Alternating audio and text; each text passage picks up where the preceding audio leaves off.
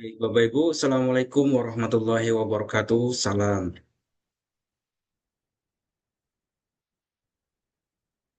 Baik, Bapak Ibu, sebelum kita mulai diskusi pada kesempatan kali ini, mari kita buka dengan berdoa. Berdoa disilakan.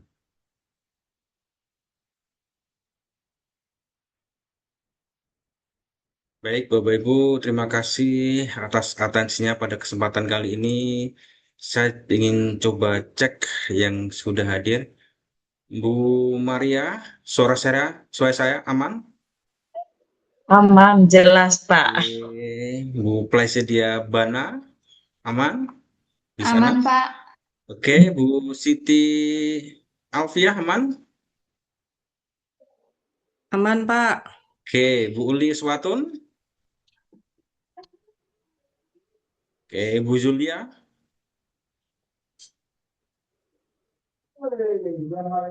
Baik, Bu Hayati? Baik, Bapak Ibu, terima kasih untuk kali ini nanti akan kita sedikit bergeser.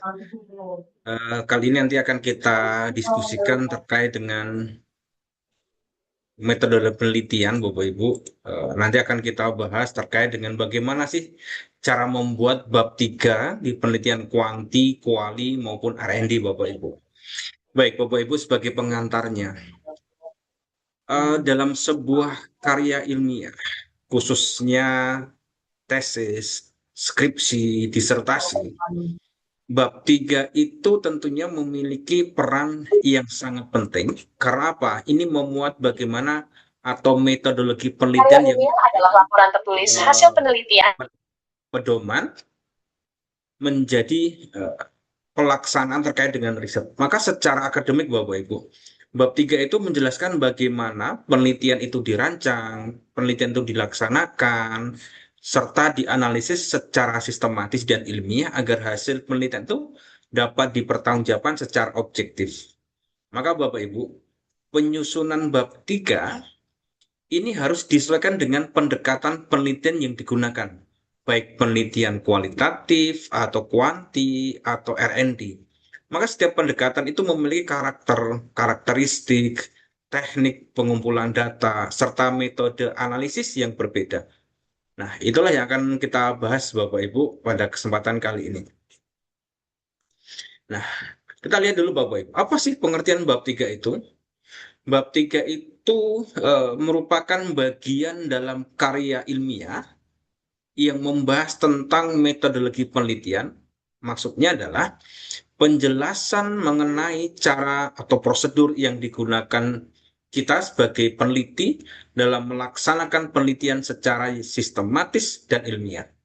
Maka struktur skripsi, tesis, maupun disertasi, bab 3 ini memiliki fungsi yang sangat penting. Karena apa? Ini menjadi pedoman operasional penelitian mulai dari tahap perencanaan, pengumpulan data, hingga analisis data.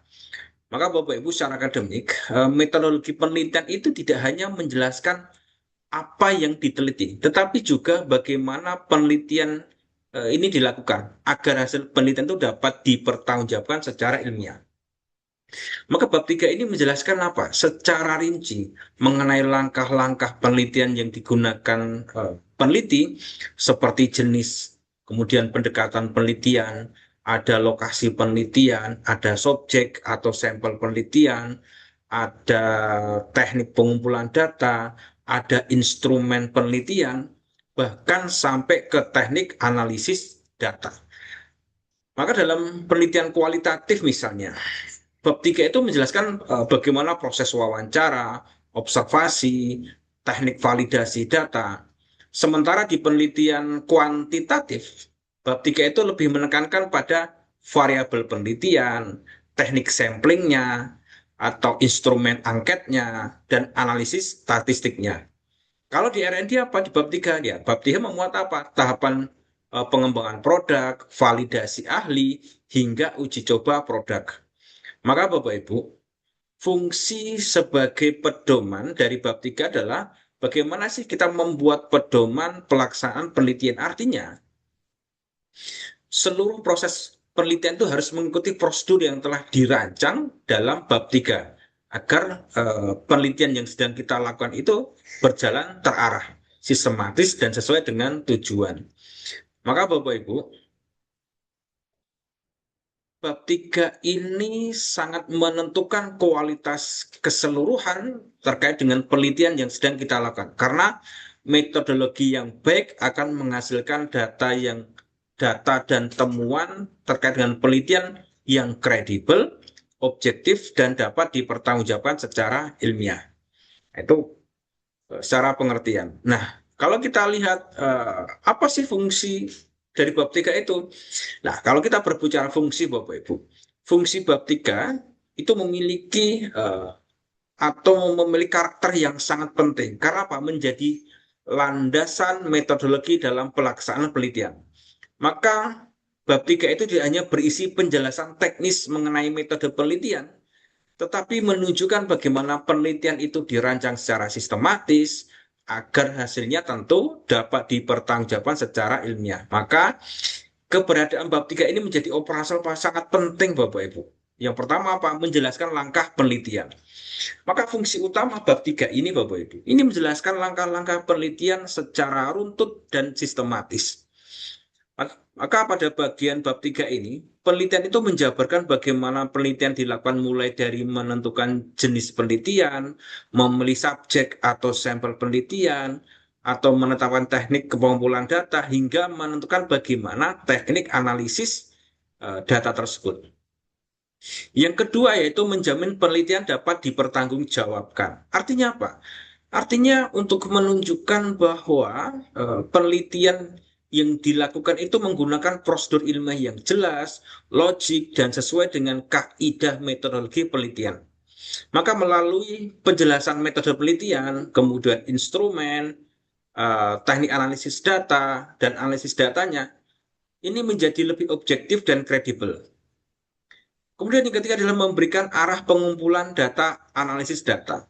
Maka bab 3 ini Bapak Ibu sebagai pedoman dalam proses pengumpulan data dan analisis data penelitian. Maka peneliti itu menentukan teknik apa sih yang digunakan untuk memperoleh data, misalnya observasi, wawancara, angket, dokumentasi, maupun tes Bapak Ibu. Maka di bab 3 ini menjelaskan bagaimana data tersebut dianalisis sesuai dengan pendekatan penelitian yang digunakan. Nah, itu fungsi dari bab 3. Nah, kalau kita lihat Bapak Ibu, apa sih komponen-komponen bab 3 itu? Maka Bapak Ibu, dalam karya ilmiah, skripsi, tesis, maupun disertasi, bab 3 itu merupakan bagian metodologi penelitian yang menjelaskan prosedur penelitian secara sistematis dan ilmiah. Kita mulai dari yang pertama, yaitu jenis pendekatan penelitian. Maka bagian ini Bapak Ibu, itu menjelaskan jenis penelitian yang digunakan serta pendekatan yang dipilih peneliti dalam menjawab rumusan masalah. Maka jenis penelitian itu dapat berupa apa? Ya, kualitatif, ada kuantitatif, ada mixed method, ada R&D. Nah, pendekatannya meliputi apa? Ya, studi kasus, atau fenomenologi, atau survei, atau eksperimen, atau korelasional. Maka fungsi bagian ini Pak adalah memberikan gambaran dasar mengenai arah penelitian serta metode yang paling sesuai dengan fokus penelitian. Nah, sedangkan yang kedua adalah lokasi dan waktu penelitian. Nah, bagian ini Bapak Ibu itu menjelaskan tempat penelitian yang dilakukan, alasan memilih lokasi, waktu pelaksanaan penelitiannya kapan. Maka penjelasan lokasi penelitian itu penting karena berkaitan dengan apa? Konteks penelitian, sedangkan waktu penelitian itu menunjukkan jadwal dan rentang pelaksanaan penelitian. Maka dalam penelitian kualitatif, lokasi penelitian itu sering dipilih karena memiliki fenomena yang relevan dengan fokus penelitian. Dan yang ketiga adalah subjek atau populasi dan sampel. Maka bagian ini menjelaskan siapa sih yang menjadi sumber data penelitian. Nah, misalnya kita akan melakukan penelitian kualitatif, maka menggunakan istilahnya apa kalau kualitatif? Bukan populasi, tapi kalau kualitatif adalah subjek penelitian atau informan penelitian. Nah, contohnya subjek penelitiannya ya kepala sekolah, ya guru, ya siswa, orang tua, kemudian komite, dan seterusnya. Kalau dalam penelitian kuantitatif itu menggunakan istilah populasi, istilah sampel. Populasi itu ya seluruh objek penelitian, sedangkan sampel itu bagian dari populasi yang mewakili keseluruhan. Ya bisa menggunakan random sampling, purposive sampling, stratified sampling. Nanti akan kita bahas tuntas nanti Bapak Ibu. Nah, kemudian yang keempat adalah teknik pengumpulan data. Bagian ini tentunya menjelaskan bagaimana cara penelitian itu memperoleh data penelitian. Misalnya observasi, wawancara, dokumentasi, angket, kuesioner, tes, dan seterusnya. Maka dalam penelitian kualitatif misalnya, pengumpulan data itu lebih banyak menggunakan wawancara dan observasi yang mendalam. Kalau kuanti itu menggunakan angket dan tes, lebih dominan untuk memperoleh data numerik. Yang kelima adalah instrumen penelitian. Instrumen penelitian itu adalah toolsnya, alatnya yang digunakan untuk mengumpulkan data penelitian. Contoh instrumennya misalnya pedoman wawancara, lembar observasi, ada angket, ada tes, ada dokumentasi. Tapi kalau dalam penelitian kualitatif, penelitian sendiri itu menjadi utama. Kita sebagai seorang peneliti itu menjadi instrumen utama, human instrumennya atau key instrumennya. Sedangkan pada penelitian kuanti, instrumen biasanya berupa angket atau tes yang telah diuji validitas dan reliabilitasnya. Yang keenam, maaf ini yang keenam yang gak kelihatan ini Bapak Ibu adalah teknik analisis data. Nah, bagian ini Bapak Ibu itu menjelaskan bagaimana data diolah dan dianalisis untuk menjawab rumusan masalah penelitian. Kalau penelitian kualitatif ya umumnya menggunakan reduksi data, penyajian data, penarik kesimpulan. Kalau kuanti ya menggunakan analisis data statistik, misalnya regresi, ada korelasi, ada uji T, ada uji F, atau statistik deskriptif. Yang ketujuh adalah keabsahan data. Ini paling bawah Bapak Ibu. Nggak kelihatan ini. Keabsahan data itu apa? Bagian ini memiliki tujuan untuk menjamin bahwa data penelitian itu dapat dipercaya dan dapat dipertanggungjawabkan. Kalau di penelitian kualitatif menggunakan namanya triangulasi sumber, triangulasi teknik, ada member check, ada perpanjangan pengamatan. Nah, kalau di kuanti menggunakan apa? Ada namanya uji validitas, uji reliabilitas. Atau keabsahan data menjadi sangat penting karena menentukan kualitas hasil penelitian. Nomor 8 adalah terkait dengan prosedur penelitian. Bagian ini menjelaskan tahapan penelitian secara runtut mulai dari awal hingga akhir. Nah, itu bagian komponen umum pada bab 3. Nah, kita lihat Bapak Ibu, perbedaan jenis penelitian. Nah, kalau kita lihat Bapak Ibu, kalau kita lihat penelitian kualitatif, fokus pada makna dan prosesnya. Nah, penelitian kualitatif itu bertujuan untuk memahami fenomena secara mendalam melalui namanya eksplorasi makna, pengalaman, proses sosial yang terjadi di lapangan. Maka peneliti tidak berorientasi pada angka, melainkan pada pemahaman kontekstual terhadap satu peristiwa atau perilaku. Contohnya, temanya strategi kepala sekolah atau budaya sekolah, pengalaman guru. Maka dalam penelitian kualitatif, peneliti itu berusaha menjawab pertanyaan bagaimana, mengapa suatu fenomena terjadi. Yang kedua, penelitian kuantitatif. Ini yang kuantitatifnya, yaitu fokus pada hubungan variabel. Artinya apa Bapak Ibu? Penelitian kuantitatif itu berfokus pada pengukuran hubungan atau pengaruh atau perbedaan antar variabel menggunakan data numerik dan analisis statistik. Contohnya, pasti ada kata diksi, pengaruh kepemimpinan terhadap kinerja guru, atau hubungan motivasi belajar dengan hasil belajar. Nah, pasti ada diksi-diksi hubungan, pengaruh, dan seterusnya. Kemudian yang ketiga adalah penelitian R&D ini, atau fokus pada namanya pengembangan produknya. Kalau di R&D Bapak Ibu, fokus pada pengembangan itu pengujian suatu produk pendidikan agar valid, praktis, dan efektif digunakan. Yaitu misalnya modul pembelajaran, media pembelajaran, aplikasi pendidikan, atau model pembelajaran. Kemudian yang kedua kita lihat aspek datanya Bapak Ibu. Aspek data kalau kita lihat dari kualitatif adalah datanya narasi. Artinya apa narasi itu? Ya data dalam penelitian itu berkualitatif berbentuk hasil observasi, dokumentasi, wawancara, catatan lapangan. Maka data bersifat deskriptif dan berupa kata-kata atau perilaku yang diamati. Kalau kuantitatif, ya datanya angka, Bapak Ibu. Maka penilaian kuantitatif itu menggunakan data numerik yang diperoleh melalui angket, bisa tes, bisa skala penilaian. Kalau R&D, Bapak Ibu, produk dan data. Maka R&D itu menggunakan kombinasi data kualitatif, data kuantitatif, atau produk yang dikembangkan, misalnya hasil validasi ahli, hasil uji coba produk, ada tanggapan pengguna. Kalau kita lihat dari teknik aspek analisis datanya, ini yang ketiga ini. Kualitatif, analisisnya deskriptif. Maka penelitian kualitatif itu menggunakan analisis deskriptif interpretatif, misalnya reduksi data, penyajian data, penarikan kesimpulan. Tujuannya untuk apa? Ya, untuk menemukan pola, tema, dan makna dari data penelitian yang sedang kita lakukan. Kalau kuantitatif, analis datanya ya statistik ini. Maka penelitian kuantitatif itu menggunakan teknik statistik seperti misalnya ada regresi, ada korelasi, ada uji T, ada uji F, atau statistik deskriptif. Kalau R&D, ya validasi dan uji coba. Maka penelitian R&D itu menggunakan validasi ahli, uji coba produk, analisis kelayaan, dan seterusnya. Kalau kita lihat Bapak Ibu, dari aspek hasilnya ini, kalau kualitatif itu temuan dan pembahasan terkait dengan sebuah fenomena. Maka hasilnya berupa apa? Ya, deskripsi fenomena, interpretasi makna, model konseptual. Maka penelitian kualitatif itu menghasilkan pemahaman yang mendalam terhadap suatu masalah. Kalau kuanti, ya pengaruh atau hubungan tadi.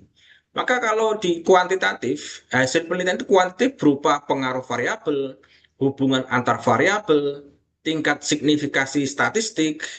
Maka hasilnya itu biasanya berbentuk angka dan grafik statistik. Nah, sedangkan yang R&D adalah produk dan model. Ya berupa modul, media, aplikasi, model pembelajaran, dan seterusnya. Nah, itu perbedaan antara kuali, dan R&D dari aspek fokus, data, analisis, dan hasil temuan. Baik, kita masuk yang pertama, Bapak Ibu. Di penelitian kualitatif. Nah, Bapak Ibu, kalau kita berbicara terkait dengan penelitian kualitatif di bab 3, ini tentunya merupakan bagian metodologi penelitian yang tentunya menjelaskan proses penelitian secara mendalam dan sistematis. Maka penelitian kualitatif itu bertujuan untuk apa? Memahami fenomena sosial, perilaku, pengalaman, maupun makna suatu peristiwa secara alamiah atau natural settingnya. Yang pertama, Bapak Ibu, pendekatan penelitian. Maka bagian ini menjelaskan jenis dan pendekatan penelitian kualitatif yang tentunya digunakan seorang peneliti. Maka pendekatan penelitian ini dipilih sesuai dengan fokus dan tujuan penelitian. Ada berapa sih jenis pendekatan kualitatif itu? Ya, yang pertama ada studi kasus, ada fenomenologi, ada etnografi, ada naratif, ada grounded teori. Maka peneliti juga menjelaskan alasan mengapa memilih pendekatan tersebut. Maka Bapak Ibu, ketika Bapak Ibu itu memilih kualitatif, Bapak Ibu harus memilih pendekatannya. Apakah Bapak Ibu kualitatif dengan pendekatan studi kasus, atau fenomenologi, atau etnografi, atau naratif, atau grounded teori, ini harus dijelaskan di bab 3, Bapak Ibu. Mengapa sih Bapak Ibu memilih ini? Memilih etnografi? Kenapa memilih fenomenologi? Mengapa memilih studi kasus, dan seterusnya. Yang kedua adalah terkait dengan lokasi penelitian. Maka di dalam penelitian kualitatif, bagian ini menjelaskan tempat penelitian yang dilakukan serta alasan pemilihan lokasi penelitian. Maka di sini dicantumkan ada nama sekolah atau lembaga, ada alamatnya, ada karakteristik lokasinya, alasan mengapa memilih lokasi. Lokasi dipilih karena dianggap memiliki fenomena yang relevan dengan fokus penelitian. Nah, kemudian yang ketiga adalah subjek penelitian. Subjek penelitian itu adalah siapa? Ya, orang-orang yang menjadi sumber data penelitian. Maka dalam penelitian kualitatif, pemilihan subjek biasanya menggunakan purposive sampling, snowball sampling, maka subjek penelitian itu dapat berupa ya kepala sekolah, ada guru, ada siswa, orang tua, komite, pengelola program, dan seterusnya. Kemudian yang keempat, teknik pengumpulan data. Maka dalam penelitian kualitatif, tekniknya seringnya yang digunakan adalah yang pertama adalah observasi. Observasi itu apa? Ya mengamati aktivitas atau perilaku secara langsung. Kemudian kedua adalah wawancara. Wawancara apa? Ya menggali informasi yang mendalam dari informan. Sedangkan dokumentasi mengumpulkan dokumen, foto, bisa arsip, bisa data pendukung. Atau menggunakan FGD, Focus Group Discussion. Maka diskusi kelompok itu untuk memperoleh pandangan bersama. Maka dalam penelitian kualitatif, teknik pengumpulan data dilakukan secara mendalam dan berulang agar data yang diperoleh lebih kaya dan valid. Sedangkan yang kelima adalah instrumen penelitian. Baik, Bapak Ibu. Dalam penelitian kualitatif, peneliti itu merupakan instrumen utama. Tadi saya sebutkan adalah human instrument atau key informant. Artinya, peneliti sendirilah yang berperan untuk mendalam mengumpulkan data, menafsirkan data, menganalisis data. Selain itu, Bapak Ibu, peneliti itu juga menggunakan instrumen pendukung, misalnya pedoman wawancara atau lembar observasi, alat dokumentasi, atau catatan lapangan. Kemudian yang keenam adalah teknik analisis data. Teknik analisis data itu menjelaskan bagaimana data itu diolah dan diinterpretasikan. Model yang sering digunakan Bapak Ibu itu menggunakan Mills and Huberman. Kemudian yaitu apa isinya? Ada reduksi data, ada penyajian data, ada penarikan kesimpulan. Reduksi data itu apa? Memilih dan menyederhanakan data yang penting. Kalau penyajian data, ya menyusun data dalam bentuk narasi, bisa tabel, bisa bagan, dan seterusnya. Dan yang selanjutnya adalah penarikan kesimpulan, yaitu menemukan makna, menemukan pola, dan temuan penelitian. Kemudian yang ketujuh adalah keabsahan data. Nggak kelihatan Bapak Ibu. Keabsahan data itu bertujuan untuk menjamin bahwa data penelitian dapat dipercaya dan memiliki kredibel ilmiah. Contohnya ya dengan menggunakan triangulasi tadi, ada triangulasi sumber, triangulasi teknik, triangulasi waktu. Kemudian kedua adalah member check. Member check itu apa? Mengkonfirmasi hasil data kepada informan. Yang ketiga, perpanjangan pengamatan. Peneliti memperpanjang waktu observasi untuk memastikan data yang valid. Setelah yang keempat adalah ketekunan pengamatan. Apa maknanya? Ya, maknanya kita sebagai seorang peneliti itu mengamati fenomena secara mendalam dan konsisten. Maka fungsi bagiannya adalah memastikan bahwa hasil penelitian itu benar-benar sesuai dengan kondisi nyata di lapangan. Maka Bapak Ibu, penelitian kualitatif pada bab 3 ini merupakan bagian yang penting dalam metodologi penelitian yang tentunya menjelaskan proses penelitian secara sistematis dan mendalam.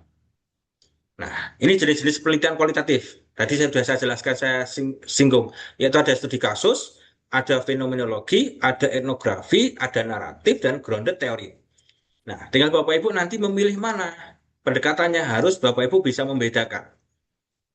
Bagaimana cara membedakannya? Tentunya Bapak Ibu harus mengetahui apa sih studi kasus itu. Studi kasus atau case study itu adalah penelitian yang bertujuan untuk mengkaji suatu kasus atau fenomena atau program atau peristiwa tertentu secara mendalam dan detail dalam konteks yang nyata. Maka fokusnya pada kasus tertentu, satu sekolah atau lembaga, satu program, satu kelompok tertentu. Karakteristiknya yang mendalam, kontekstual, dan fokus pada satu objek spesifik. Contohnya Bapak Ibu, misalnya seperti temanya untuk yang case tadi.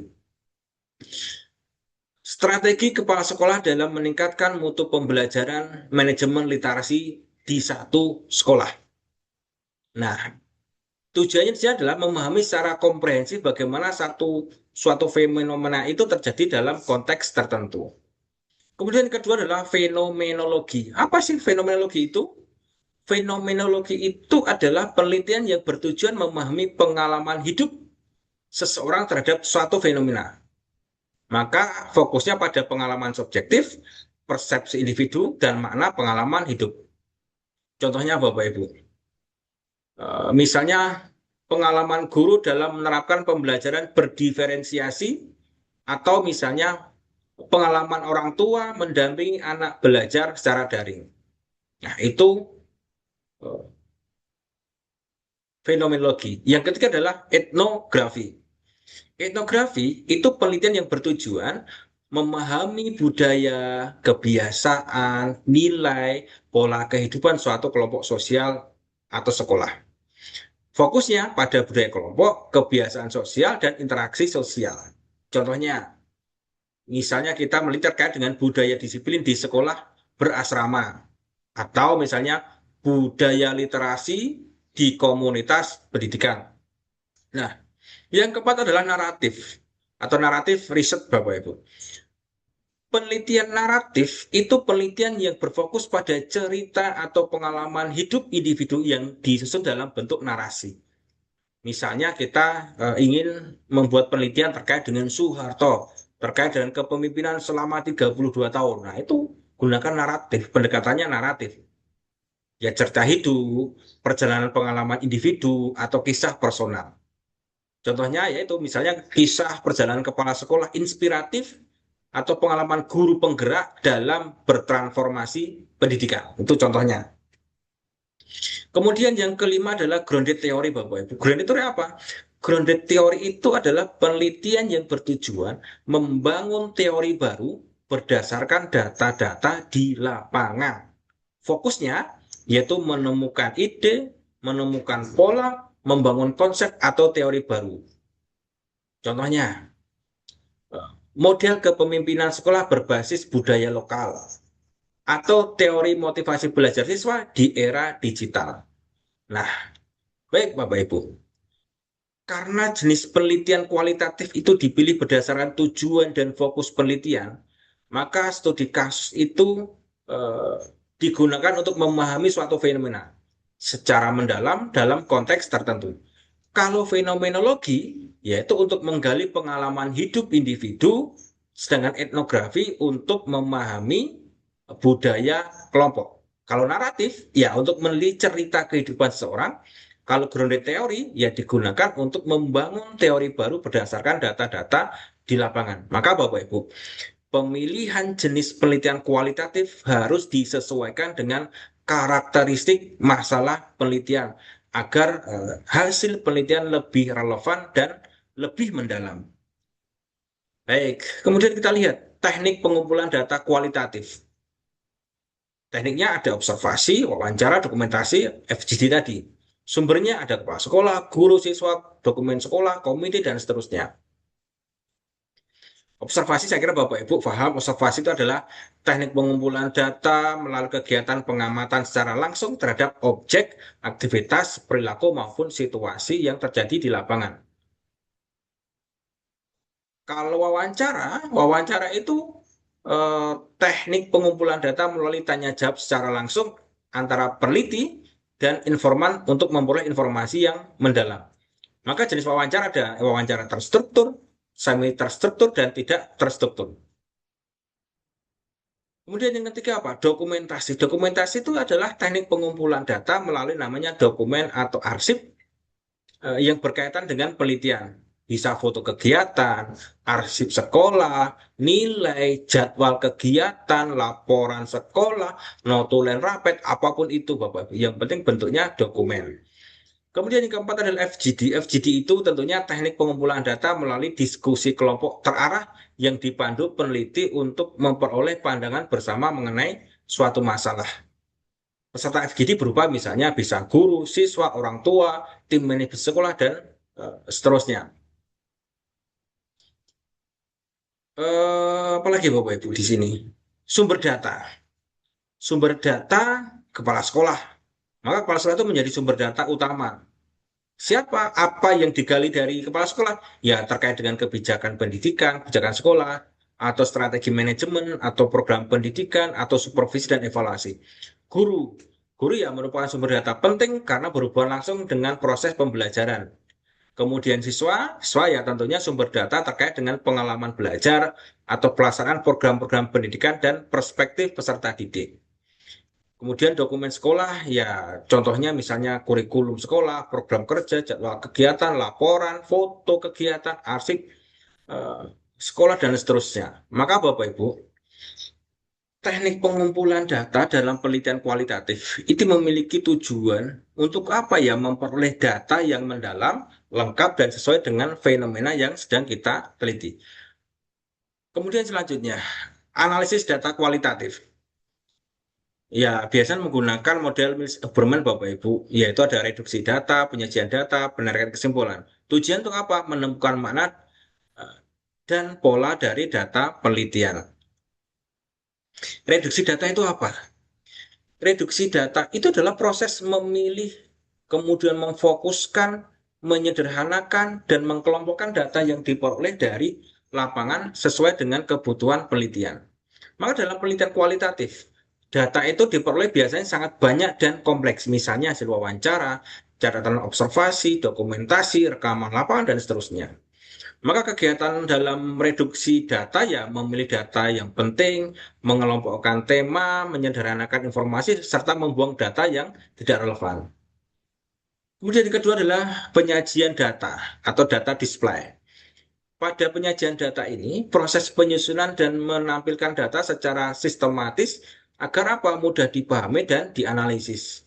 Ya, biasa berbentuk narasi deskriptif, ada tabel, ada bagan, ada matris, atau misalnya diagram hubungan. Kemudian yang ketiga adalah penarikan kesimpulan atau conclusion drawing-nya. Maka penarikan kesimpulan, Bapak Ibu, itu proses menemukan makna, menemukan pola, menemukan hubungan, serta inti dari penelitian yang telah dianalisis.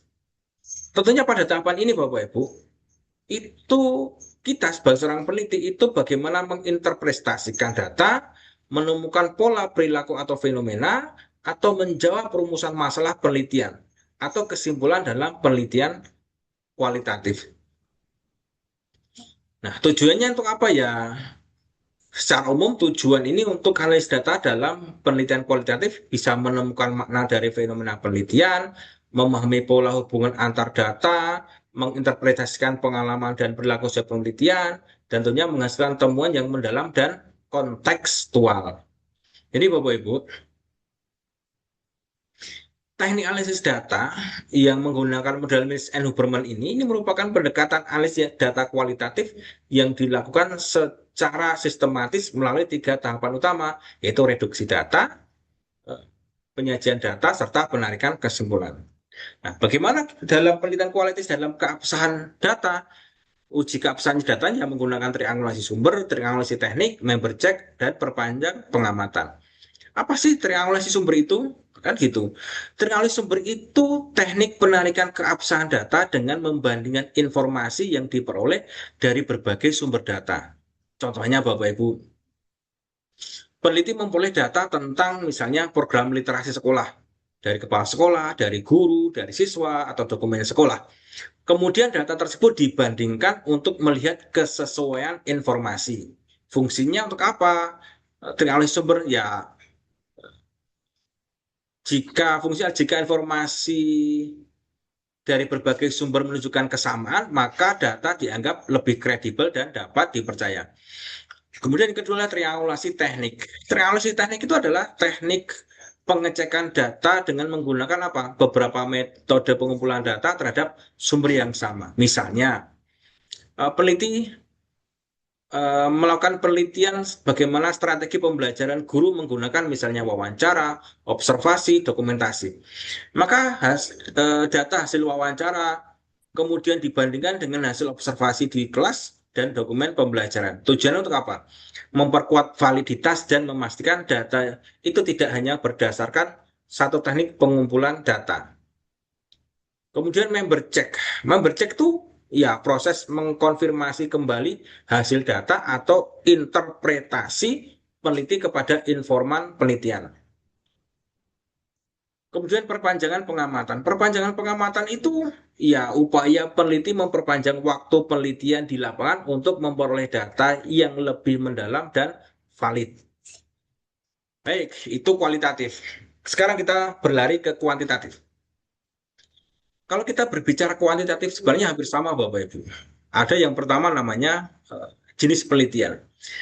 Tentunya bagian ini menjelaskan pendekatan dan desain penelitian yang digunakan, yaitu penelitian kuantitatif. Ada berapa penelitian kuantitatif jenisnya? Ada penelitian deskriptif, ada korelasional, ada eksperimen, ada ex post facto, ada survei. Bapak Ibu tinggal pilih, pilih yang menggunakan pendekatan mana. Contohnya Bapak Ibu, Eh, misalnya penelitian ini menggunakan pendekatan kuantitatif dengan desain korelasional untuk mengetahui pengaruh kepemimpinan kepala sekolah terhadap kinerja guru. Dan ini dijelaskan pada jenis penelitian di bab 3. Nah, seperti itu. Kemudian yang kedua yaitu populasi dan sampel. Maka kalau di kuanti itu menggunakan istilah populasi dan sampel. Apa itu populasi? Populasi itu adalah seluruh objek atau subjek penelitian yang memiliki karakteristik tertentu. Contohnya misalnya seluruh guru SD di kecamatan X atau seluruh siswa di sekolah X. Sedangkan sampel, sampel itu adalah bagian dari populasi yang mewakili keseluruhan populasi.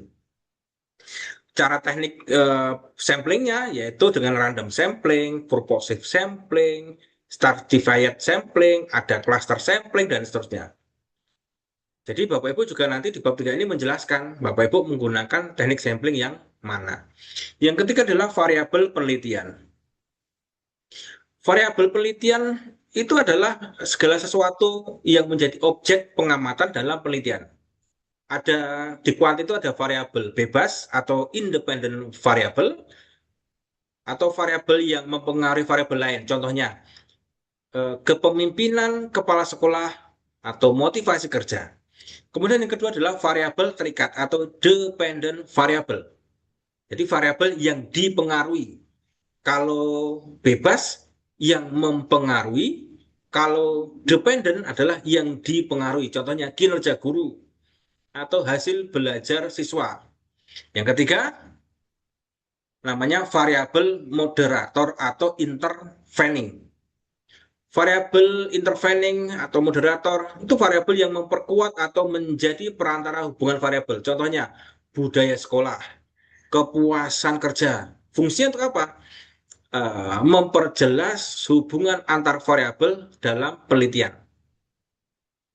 Kemudian yang keempat adalah teknik pengumpulan data. Maka dalam penelitian kuanti itu ada teknik yang umum digunakan. Apa itu? Angket, kuesioner, ada tes, ada observasi, ada dokumentasi. Maka dalam penelitian kuantitatif, teknik pengumpulan data itu lebih banyak menggunakan instrumen terstruktur agar dapat diukur secara numerik. Contohnya, kita sebagai seorang peneliti menggunakan angket skala Likert untuk mengukur motivasi kerja guru. Nah, kemudian yang kelima adalah instrumen penelitian. Instrumen penelitian itu adalah alat yang digunakan untuk pengumpulan data. Contoh instrumennya, ada angket, ada tes, lembar observasi, skala penilaian, dan seterusnya. Maka dalam penelitian kuantitatif, instrumen biasa menggunakan ada skala Likert, ada skala Gatman. Nah, kemudian yang keenam adalah uji validitas dan reliabilitas. Bagian ini tentunya bertujuan untuk memastikan instrumen itu layak untuk digunakan. Apa uji validitas itu? Ada yang tahu? Nah, uji validitas itu adalah untuk mengetahui tingkat ketepatan instrumen dalam mengukur variabel penelitian.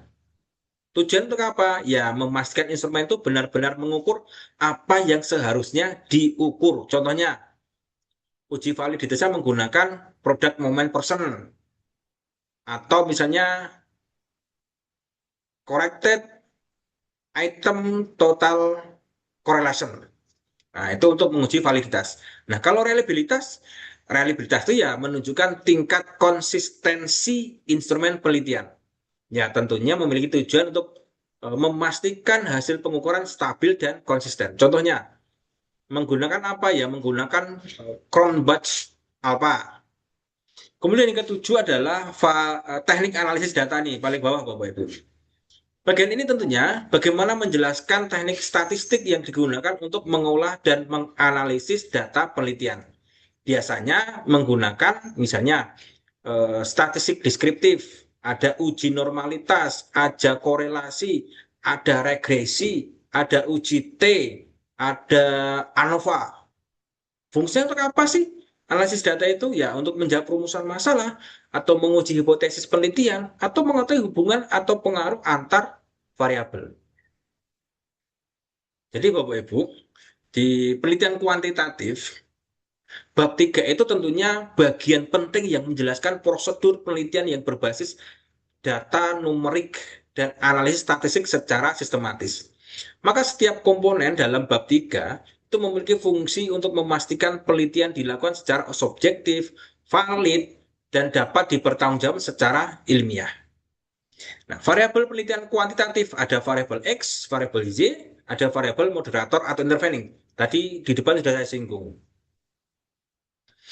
Apa sih variabel bebas itu Bapak Ibu? Variabel bebas atau independent variable itu merupakan variabel yang mempengaruhi atau menjadi penyebab munculnya perubahan pada variabel lain. Maka variabel ini sering disebut sebagai variabel penyebab atau cause variable. Karakteristiknya Bapak Ibu, ya menjadi faktor yang mempengaruhi posisinya sebagai penyebab dapat berdiri sendiri. Contohnya, kepemimpinan kepala sekolah jadi penyebab, motivasi kerja, supervisi akademik, penggunaan media pembelajaran. Nah, kalau kita buat contohnya Bapak Ibu, misalnya seperti ini. Kepemimpinan kepala sekolah mempengaruhi kinerja guru. Kita lihat Bapak Ibu. Kepemimpinan kepala sekolah, variabel bebas X-nya. Kinerja guru, variabel terikat Y-nya. Maka fungsi variabel bebas adalah untuk menjelaskan faktor yang diduga memberikan pengaruh terhadap variabel yang lain. Itu variabel bebas.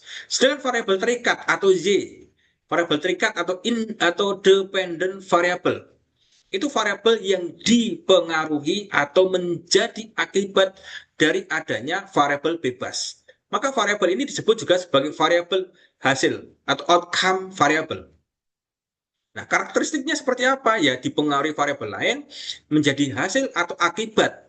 Nilainya berubah karena pengaruh variabel bebas. Contohnya, hasil belajar siswa atau kinerja guru atau mutu pembelajaran atau motivasi belajar siswa. Kita lihat contoh Bapak Ibu. Misalnya seperti ini, saya buat kata. Motivasi kerja mempengaruhi kinerja guru. Motivasi kerja mempengaruhi kinerja guru. Motivasi kerja, variabel bebas X-nya. Kinerja guru adalah variabel terikat Y-nya. Maka fungsi variabel terikat itu menjadi fokus utama yang ingin dijelaskan atau diprediksi dalam penelitian. Sedangkan yang ketiga adalah variabel moderator atau intervening. Jadi Bapak Ibu, jarang mahasiswa yang tesis itu menggunakan variabel moderator. Saya tanya, apakah Bapak Ibu tahu variabel moderator intervening? Tidak. Nah, mungkin belum paham. Nah, variabel moderator atau intervening itu adalah variabel bebas dan terikat. Selain variabel bebas dan terikat, dalam penelitian kuantitatif sering digunakan namanya variabel tambahan. Yang tentunya ini berfungsi memperkuat, memperlemah, bisa memperlemah, atau menjadi perantara hubungan antar variabel. Yang pertama, variabel moderator. Apa sih variabel moderator itu? Yaitu variabel yang mempengaruhi kekuatan atau arah hubungan antar variabel bebas dan variabel terikat. Fungsinya ya memperkuat hubungan atau memperlemah hubungan atau mengubah arah hubungan. Itu variabel moderator. Contohnya, misal seperti ini. Pengaruh penggunaan gadget terhadap perkembangan moral siswa dimoderasi oleh pengawasan orang tua. Pengaruh penggunaan gadget terhadap perkembangan moral siswa dimoderasi oleh pengawasan orang tua. Nah, dari kata itu kita bisa lihat variabelnya. Penggunaan gadget itu variabel bebas. Perkembangan moral itu variabel terikat. Nah, variabel moderator mana? Variabel moderator adalah pengawasan orang tua. Itu adalah variabel moderator. Artinya, kuat atau lemahnya pengaruh gadget terhadap moral siswa itu tergantung pada tingkat pengawasan orang tua. Jadi karakteristik dari variabel moderator itu adalah bukan penyebab utama atau mempengaruhi hubungan antar variabel. Itu moderator atau variabel moderator. Sedangkan yang kedua adalah variabel intervening. Apa sih variabel intervening? Itu adalah variabel perantara yang menjelaskan bagaimana atau mengapa variabel bebas dapat memengaruhi variabel terikat. Fungsinya ya untuk menghubungkan dalam hubungan sebab akibat. Contohnya, eh, kepemimpinan kepala sekolah mempengaruhi motivasi kerja guru yang kemudian berdampak pada kinerja guru. Nah, di sini ada variabel intervening. Kepemimpinan kepala sekolah mempengaruhi motivasi kerja guru yang kemudian berdampak pada kinerja guru. Nah, variabel bebasnya adalah kepemimpinan kepala sekolah. Variabel terikatnya adalah motivasi guru. Sedangkan variabel intervening adalah motivasi kerja. Motivasi kerja itu bisa menjadi variabel intervening. Nah, maka Bapak Ibu, contoh struktur variabel misalnya X ke Y, kepemimpinan kepala sekolah dengan kinerja guru. Kalau dikasih variabel moderator, X, Y dipengaruhi oleh Z. Contohnya, penggunaan gadget, perkembangan moral, dimodernisasi pengawasan orang tua. Nah, itu contoh saja. Baik, kita lari ke populasi dan sampel. Apa sih populasi dan sampel, Bapak Ibu? Tadi sudah saya singgung, populasi itu adalah seluruh objek, subjek, atau individu yang memiliki karakteristik tertentu dan menjadi sasaran penelitian. Karakteristik populasi yang memiliki kesamaan karakteristik menjadi wilayah generalisasi penelitian, jumlahnya bisa besar atau kecil. Contohnya, seluruh guru SD di Kecamatan X. Fungsi populasi untuk apa? Ya, menjadi sumber utama pada penelitian dan dasar penentuan sampel. Contoh penulisannya seperti ini. Populasi dalam penelitian ini adalah seluruh guru SD negeri di Kecamatan X yang berjumlah 120 orang. Nah, dari contoh itu Bapak Ibu, itu kemudian muncul namanya sampling atau sampel. Sampel itu apa? Bagian dari populasi yang diambil untuk mewakili keseluruhan populasi dalam penelitian. Karena populasi itu sering terlalu besar dan sulit diteliti seluruhnya, maka peneliti mengambil sampel agar penelitian lebih efektif dan efisien.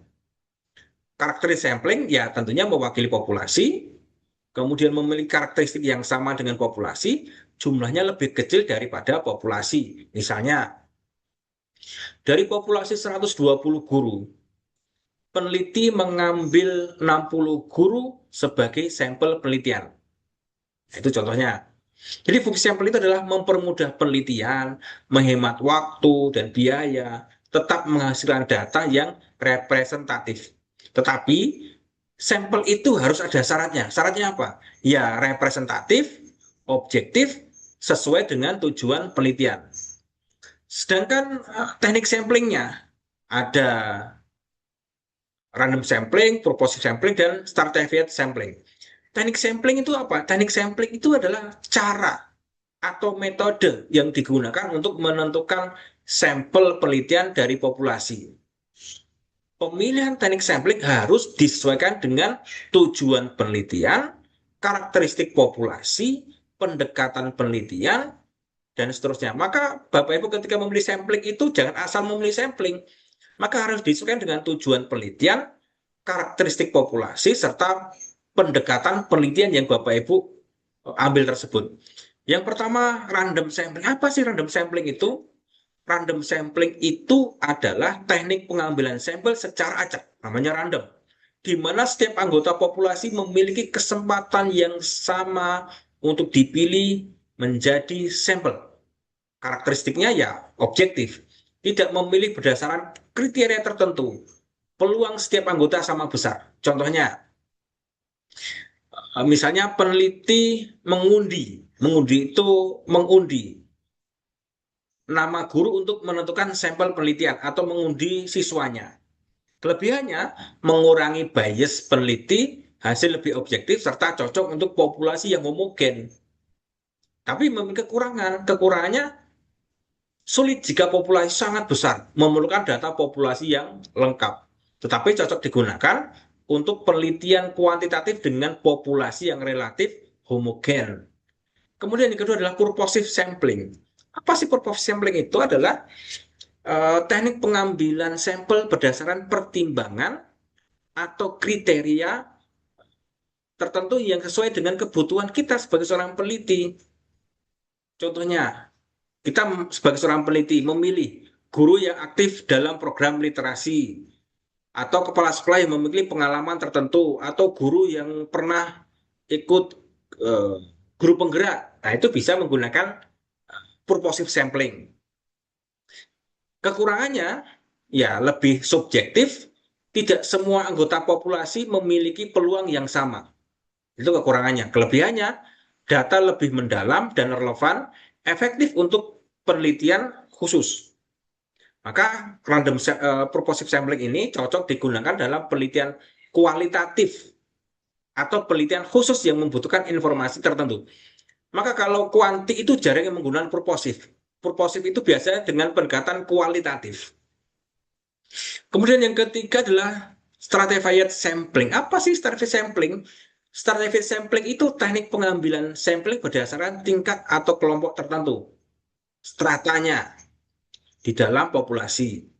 Maka karakteristiknya adalah populasi dibagi menjadi beberapa kelompok. Maka setiap kelompok diambil sampelnya secara proporsional. Misalnya, populasi guru dibagi misalnya jenjang pendidikannya, masa kerjanya, status kepegawaiannya, kemudian sampel diambil dari setiap kelompok tersebut. Nah, ini memiliki kelebihan. Kelebihannya, sampel lebih representatif. Kemudian dapat mewakili setiap kelompok populasi, tetapi memiliki kekurangan, yaitu lebih kompleks, membutuhkan data populasi yang rinci. Maka, stratified sampling ini cocok digunakan jika populasi memiliki karakteristik yang beragam atau heterogen. Kalau homogen itu menggunakan random sampling. Kalau heterogen menggunakan stratified sampling. Purposive itu biasanya pendekatannya kualitatif. Baik, kita lanjut ke apa ini? Instrumen penelitian. Instrumen penelitian itu dalam kuantitatif itu penting, Bapak Ibu. Yang pertama apa? Angket. Angket itu angket atau kuesioner itu instrumen penelitian yang berupa daftar pertanyaan atau pernyataan yang diberikan kepada responden untuk memperoleh data penelitian. Ada namanya angket tertutup. Angket tertutup itu responden memilih jawaban yang sudah tersedia. Contohnya, sangat setuju, setuju, tidak setuju. Atau angket terbuka. Angket terbuka itu responden menjawab dengan kalimat sendiri. Misalnya, kalimatnya menurut Anda, bagaimana strategi kepala sekolah dalam meningkatkan mutu pembelajaran? Itu angket terbuka. Kelebihan angket apa? Praktis digunakan, dapat menjangkau banyak responden. Tapi kekurangannya, jawabannya kadang-kadang kurang mendalam, bergantung pada kejujuran dari responden. Contoh penggunaannya ya untuk mengukur motivasi belajar atau kepuasan kerja guru atau persepsi siswa terhadap pembelajaran. Yang kedua namanya tes, Bapak Ibu. Tes itu adalah instrumen penelitian yang digunakan untuk mengukur kemampuan atau pengetahuan atau keterampilan atau hasil belajar seseorang. Jenis tesnya ada tes objektif. Tes objektif ya jawabannya sudah tersedia. Misalnya pilihan ganda atau benar salah atau menjodohkan. Itu tes objektif. Kalau tes subjektif, jawabannya berupa uraian atau isi. Misalnya jelaskan fungsi supervisi akademik kepala sekolah. Nah, itu misalnya tes subjektif. Kelebihannya tes apa? Dapat mengukur kemampuan secara langsung. Hasil lebih objektif jika menggunakan tes objektif. Kekurangannya yang memerlukan penyusunan soal yang baik, kadang hanya mengukur aspek kognitif saja. Contoh penggunaannya ya misalnya tes hasil belajar siswa, tes kemampuan membaca, tes kompetensi guru, dan seterusnya. Ada namanya skala Likert, Bapak Ibu. Skala Likert itu adalah skala pengukuran yang digunakan untuk mengukur sikap atau persepsi atau pendapat atau tingkat persetujuan responden terhadap suatu pernyataan. Maka skala ini dikembangkan oleh siapa? Penemunya adalah Francis Likert, maka dinamakan skala Likert. Dan menjadi salah satu skala paling populer dalam penelitian sosial dan pendidikan. Maka bentuk skala Likert itu biasanya 5, Bapak Ibu. Ada sangat setuju, setuju, ragu-ragu, tidak setuju, sangat tidak setuju. Ya, contoh penggunaannya ya misalnya seperti ini. Kepala sekolah memberikan motivasi kepada guru secara rutin. Maka responden memilih tingkat persetujuan terhadap pernyataan tersebut. Bisa sangat setuju, setuju, ragu-ragu, tidak setuju, sangat tidak setuju. Nah, fungsinya apa skala Likert itu? Ya, mengukur sikap atau persepsi untuk mempermudah pengolahan data statistik, menghasilkan data numerik dan pendapat dari responden. Karena untuk menilai sikap, kelebihannya mudah digunakan, sederhana dipahami dan oleh responden, kemudian mudah dianalisis secara statistik. Tetapi memiliki kekurangan skala Likert itu. Jawaban bisa subjektif. Responden cenderung memilih jawaban tengah-tengah. Nah, itu kekurangannya. Oke, itu Bapak Ibu. Apa lagi Bapak Ibu? Oke, next Bapak Ibu. Uji validitas dan reliabilitas dalam penelitian kuantitatif. Maka Bapak Ibu, dalam penelitian kuantitatif, instrumen penelitian itu seperti angket, tes, atau kuesioner harus diuji terlebih dahulu sebelum digunakan untuk mengumpulkan data penelitian. Maka uji instrumen ini bertujuan untuk apa? Memastikan bahwa alat ukur yang akan digunakan itu benar-benar mampu mengukur variabel penelitian secara tepat dan konsisten. Nah, itu tujuannya. Nah, tentunya instrumen yang baik itu harus memenuhi 2 syarat, Bapak Ibu, yaitu validitas dan reliabilitasnya. Apa itu validitas? Validitas itu adalah tingkat ketepatan atau kesahihan instrumen dalam mengukur apa yang seharusnya diukur. Artinya, instrumen yang dikatakan valid apabila pertanyaan atau pernyataan dalam instrumen benar-benar sesuai dengan variabel penelitian yang diteliti. Nah, tentunya validasi memiliki tujuan untuk apa ya? Memastikan instrumen itu tepat sasaran, menghindari kesalahan pengukuran, atau menjamin data sesuai dengan variabel penelitian. Contohnya, kita sebagai seorang peneliti akan mengukur misalnya motivasi kerja guru. Maka pertanyaannya dalam angket harus yang berkaitan dengan motivasi kerja guru. Apa itu? Semangat kerja, tanggung jawab, disiplin. Maka jika pertanyaan tidak relevan, maka instrumennya dianggap tidak valid. Jenis validitas ada berapa, Bapak Ibu?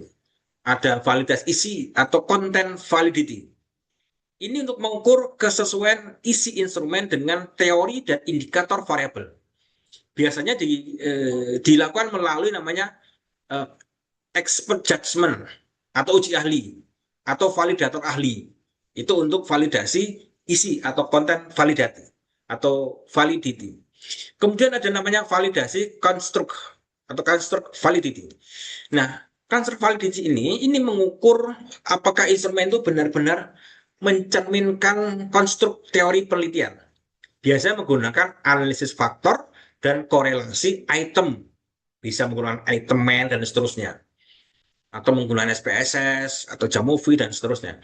Kemudian ketiga adalah validitas empiris.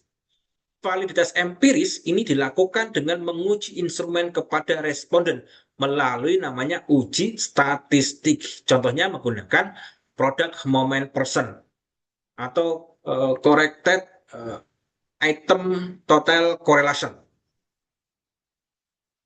Kriteria validitas itu Bapak Ibu, jika nilai R hitung itu lebih besar daripada R tabel, itu valid. Tabelnya Bapak Ibu tinggal buka aja bukunya, misalnya Sugiono Crosswell. Jika nilai signifikannya lebih kecil dari 0,05 berarti valid. Itu di kuantitatif. Bapak Ibu bisa menghitung, kemudian dibandingkan dengan tabel. Jika nilai R hitungnya lebih besar dari R tabel, itu valid. Jika nilai signifikansinya lebih kecil daripada 0,05, itu berarti valid. Itu validitasnya. Kemudian yang kedua adalah reliabilitasnya. Reliabilitas itu adalah tingkat konsistensi instrumen dalam menghasilkan data. Artinya apa? Instrumen akan memberikan hasil yang relatif sama apabila digunakan berulang kali dalam kondisi yang sama. Tentunya reliabilitasnya memiliki tujuan yaitu untuk memastikan instrumen stabil menjamin konsistensi hasil pengukuran. Contohnya Bapak Ibu, jika angket motivasi belajar diberikan 2 kali kepada responden yang sama dan hasilnya relatif tetap, maka instrumen tersebut dianggap reliable. Maka teknik uji reliabilitas itu biasanya menggunakan Cronbach alpha, ada split half, dan seterusnya. Maka kriteria reliabilitas itu ya umumnya misalnya jika nilai Cronbach alpha kategorinya lebih besar daripada 0,90 itu sangat tinggi. Atau 0,70 sampai 0,90 itu tinggi, 0,60 sampai 0,70 itu cukup, itu lebih kecil daripada 0,60 itu namanya rendah.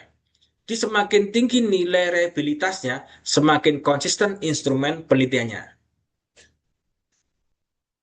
Maka Bapak Ibu, apa sih hubungannya validitas dan reliabilitas? Validitas itu adalah ketepatan alat ukur, kalau reliabilitas adalah konsistensi alat ukur. Maka instrumen yang baik harus valid dan reliable.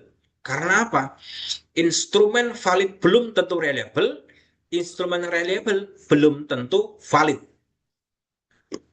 Kemudian software untuk uji instrumen, maka dalam penelitian uji modern Bapak Ibu, uji validitas dan reliabilitasnya biasanya dilakukan menggunakan software statistik, bisa menggunakan SPSS. SPSS adalah Statistical Packs for the Social Science, singkatannya Bapak Ibu. Itu merupakan software statistik yang paling banyak digunakan dalam penelitian pendidikan dan sosial. Fungsinya ya untuk uji validitas, reliabilitas, analisis regresi, ada korelasi, ada uji hipotesis. Tentunya memiliki kelebihan, mudah digunakan, tampilan sederhana, cocok untuk penelitian kuantitatif dasar hingga menengah. Ya, contoh penggunaannya ya uji validitas angket, uji Cronbach alpha, ada regresi linier, dan seterusnya. Ada yang kedua namanya Smart PLS. Apa sih Smart PLS itu? Smart PLS itu digunakan untuk analisis SEM PLS. PLS itu singkatan Bapak Ibu. PLS adalah partial least squares. SEM itu adalah structural equation modeling. Fungsinya untuk apa? Analisis hubungan variabel kompleks, uji model struktural atau uji variabel latennya. Nah, ini cocoknya digunakan untuk penelitian yang banyak variabel, model mediasinya dan moderasinya sampelnya kecil hingga menengah. Yang ketiga ada namanya AMOS. AMOS itu adalah analysis of moment structure. Biasanya digunakan untuk analisis SEM berbasis covariance. Ada Bapak Ibu mungkin kalau statis sekarang menggunakan Jamovi, bolehlah untuk penelitian dasar. Kemudian selanjutnya Bapak Ibu, teknik analisis data kuantitatif. Analisis data merupakan proses mengolah, menyusun, dan menafsirkan data penelitian kita agar dapat menjawab rumusan masalah. Itu analisis data penelitian. Ada namanya data statistik deskriptif.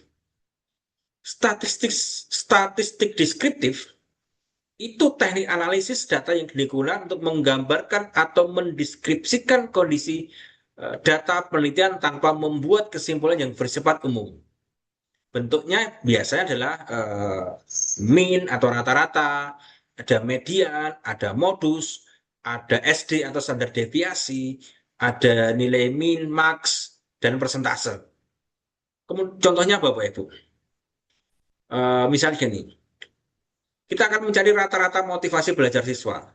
atau tingkat kepuasan kerja guru. Maka hasil statistik yang deskriptif biasanya disajikan dalam bentuk tabel, diagram, atau grafik. Nah, itu statistik deskriptif. Yang kedua adalah uji normalitas. Apa sih uji normalitas itu? Adalah teknik analisis untuk mengetahui apakah data penelitian berdistribusi normal atau tidak. Maka dalam penelitian kuantitatif, banyak teknik statistik parametrik mensyaratkan data berdistribusi normal. Nah, tentunya ini Bapak Ibu, teknik uji normalitas itu bisa menggunakan namanya Kolmogorov, Smirnov, ada eh, Shapiro-Wilk, dan seterusnya. Kriterianya yaitu nilai signifikansinya jika lebih besar dari 0,5 adalah data normal. Kalau nilai signifikansinya lebih kecil daripada 0,5, data tidak normal. Fungsinya untuk apa? Untuk apakah atau menentukan apakah data layak dianalisis menggunakan statistik parametrik atau tidak. Kemudian yang ketiga adalah regresi. Apa sih regresi? Regresi itu teknik analisis statistik yang digunakan untuk mengetahui pengaruh variabel bebas terhadap variabel terikat. Jenis regresi, ya pertama ada regresi linear sederhana. Saya kira Bapak Ibu sudah paham semua. Jika digunakan regresi linear sederhana ya satu variabel bebas, satu variabel terikat.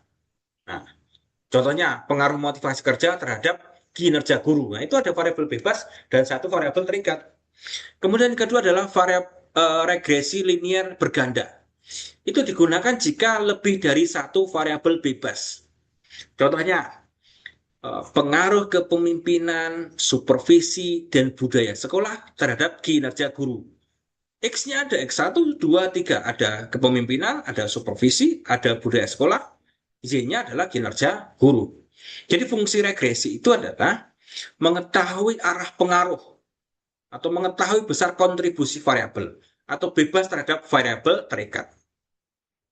Yang empat, korelasi. Apa sih korelasi itu? Namanya korelasi adalah teknik analisis statistik yang digunakan untuk mengetahui hubungan antara dua variabel atau lebih. Maka jenis hubungannya yang pertama adalah hubungan positif. Jika satu variabel naik, variabel lain juga ikut naik. Kemudian memiliki hubungan negatif. Jika satu variabel naik, variabel lain yang lain turun. Itu namanya hubungan negatif. Teknik yang sering digunakan dalam korelasi menggunakan namanya person product moment atau misalnya yang lain Spearman rank-nya. Itu Bapak Ibu. Fungsinya untuk apa? Ya mengetahui kekuatan hubungan antar variabel X dan Y, X1 dengan Y, X2 dengan Y, X3 dengan Y, atau X1, X2, X3 dengan Y, atau X1 dengan X1, X2, dan seterusnya. Kemudian yang kelima ada namanya uji T dan uji F. Uji T itu apa? Uji T itu digunakan untuk mengetahui pengaruh variabel bebas secara parsial. Parsial itu sendiri-sendiri terhadap namanya variabel terikat. Tujuannya untuk apa? Uji T itu ya untuk mengetahui pengaruh masing-masing variabel bebas. Contohnya, ingin mengetahui apakah motivasi kerja berpengaruh terhadap kinerja guru. Maka kriterianya ya kalau signifikansinya lebih kecil dari kepada 0,5 itu berpengaruh signifikan. Signifikansinya lebih besar daripada 0,05 tidak signifikan. Itu uji T. Kalau yang uji F itu digunakan untuk mengetahui pengaruh variabel bebas secara simultan. Simultan itu bersama-sama terhadap variabel terikat. Tujuannya untuk mengetahui pengaruh keseluruhan variabel bebas. Contohnya Bapak Ibu. Misalnya seperti ada judul apakah kepemimpinan, supervisi, dan budaya sekolah secara bersama-sama berpengaruh terhadap kinerja guru? Itu harus menggunakan uji F. Kriterianya, signifikansinya lebih kecil daripada 0,05 itu berpengaruh signifikan, signifikansinya lebih besar daripada 0,05 tidak signifikan. Jadi Bapak Ibu, teknik analisis data dalam penelitian kuantitatif itu merupakan namanya proses penting dalam mengolah, menafsirkan data numerik secara ilmiah. Statistik deskriptif digunakan untuk menggambarkan data penelitian. Uji normalitas untuk mengetahui distribusi data, regresi untuk mengetahui pengaruh variabel, korelasi untuk mengetahui hubungan antar variabel, sedangkan uji T dan uji F itu digunakan untuk menguji signifikansi pengaruh variabel penelitian. Maka dengan analisis yang tepat, Bapak Ibu, penelitian kuantitatif itu dapat menghasilkan temuan yang objektif, valid, dan dapat dipertanggungjawabkan secara ilmiah. Baik, Bapak Ibu, itu sebagai pengantar diskusi kita. Silakan Bapak Ibu, kalau ada yang mau kita diskusikan, silakan Bapak Ibu. Apa Bapak Ibu?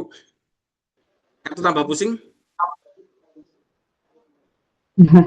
Oke, baik. Ini ada satu pertanyaan. Oke, izin bertanya, apakah sejatinya apa saja yang menjadi dasar pembeda penelitian kualitatif antara fenomenologi dan Oke, naratif? Mbak. Oke, sebentar Bu ya.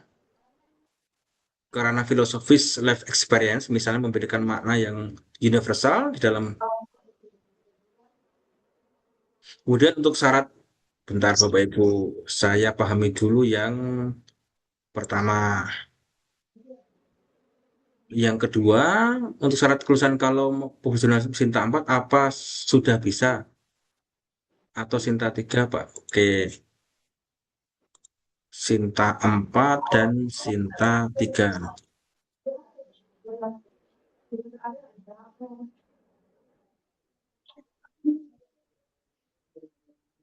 Kalau jurnal Sinta 4.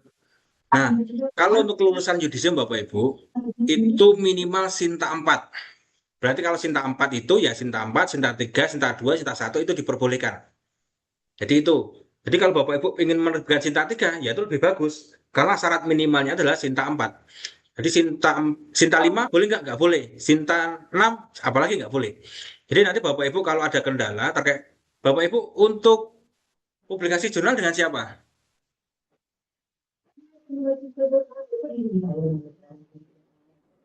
Ada yang mata kuliah di jurnal atau Bapak Ibu atau publikasi? Enggak ada. Nggak ada. Baik, Bapak Ibu, kan gini. Kalau memang nggak ada, Bapak Ibu kebetulan besok atau boleh mengikuti mata kuliah publikasi jurnal saya. Nanti kalau Bapak Ibu hendak ingin menerbitkan jurnal, nanti bisa hubungi saya. Kita bantu untuk semuanya. Bapak Ibu yang penting punya artikel. Boleh dari tesis, boleh non-tesis.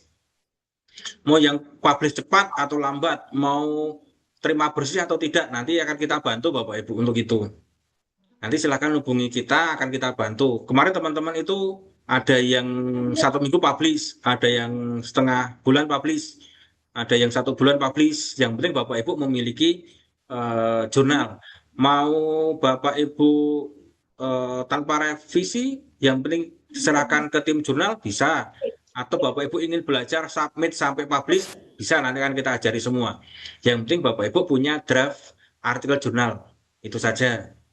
Atau ingin uh, menulis jurnal, belajar menulis jurnal, baik, nggak apa-apa, nanti kita fasilitas semuanya.